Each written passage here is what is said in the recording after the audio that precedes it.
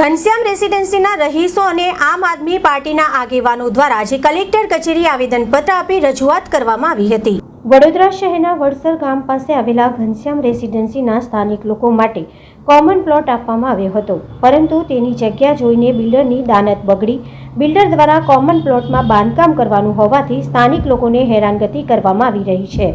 Ghanshyam રેસિડેન્સીના common પ્લોટમાં સ્થાનિકો દ્વારા ઉત્સવ અને ધાર્મિક કાર્યક્રમો કરતા હોય છે। વધુ મકાન આવેલા છે। આ મકાનના સ્થાનિકો દ્વારા સંજય પટેલ પર આક્ષેપ કરવામાં આવ્યા હતા કે સંજય પટેલ કોમન પ્લોટ પચાવી પાડવાનો કારસો રચી રહ્યો છે, સાથે જ સ્થાનિક નગરસેવકની પણ મિલીભગત છે। આ કોમન પ્લોટ માટે બિલ્ડર સંજય પટેલ દ્વારા ધમકી આપવામાં આવી હતી, સાથે જ લોકોએ આ કોમન પ્લોટ સ્થાનિકોના વપરાશ માટે રહે તે માટે આજે ઘનશ્યામ રેસિડેન્સીના સ્થાનિક લોકો જિલ્લા કલેક્ટર કચેરી ખાતે પહોંચ્યા હતા। જિલ્લા RSC ને આવેદનપત્ર આપી રજૂઆત કરવામાં આવી હતી। ઘનશ્યામ રેસિડેન્સીના રહીશો સાથે આવેલા છે। ઘનશ્યામ રેસિડેન્સી લગભગ 8 વર્ષ પહેલાં આ લોકોએ પોતાના ઘર બુક કરાવ્યા હતા અને ત્યાં રહેવા માટે ગયા હતા। ત્યારે બિલ્ડરે એમને બ્રોશર બતાવ્યું હતું અને દસ્તાવેજમાં લખીને આપ્યું હતું કે આ તમારો કોમન પ્લોટ છે અને આ તમારું કમ્પાઉન્ડ છે।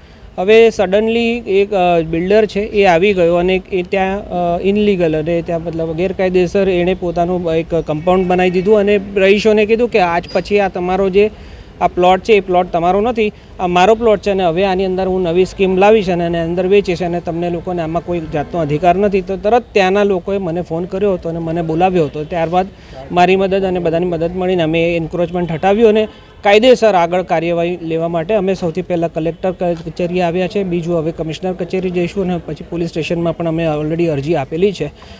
ત્યાંના જે બિલ્ડર છે એમની સંડોવણી એમની સાથે જે ત્યાંના કોર્પોરેટરની સાથે એમની જે મિલીભગત છે એની સાથે લઈને એમની દાદાગીરીને કારણે આ બધી વસ્તુ કરી શકે। અમે ઘનશ્યામ રેસિડેન્સથી આવ્યા છે અમારે વડસર, અને અમારા જે કોમન પ્લોટ છે એ કોમન પ્લોટમાંથી જે બિલ્ડરના માણસો છે પચાવી પાડવા માંગે છે।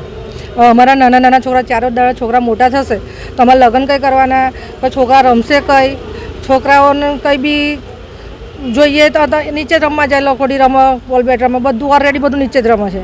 હવે આ લોકો પતરા મારવા આવે છે, અમુક વાર આવીને કહે છે કે અમે ગોખરિયા તારમાં જ દઈએ, પછી એવું કે આ જગ્યા અમારી છે અમે, અને લોકો પહેલાં અમે જે વખત અમે મકાન લીધું ને તે વખત અમને આવું બધું કીધું નહોતું કે આ તમારો કોમન પ્લોટ, અમારો કોમન પ્લોટ અમારો એવું જ કીધું હતું એ લોકોએ, દસ્તાવેજમાં લખેલું છે પહેલાં એવું જ કીધું હતું। અને હવે એવું કહે છે કે આ જગ્યા તમારી નહીં, આ જગ્યા અમારી છે। એ લોકો મકાન બાંધવાની વાતો કરે છે, તો ભાઈ અમારા લોકોને શું કરવાનું?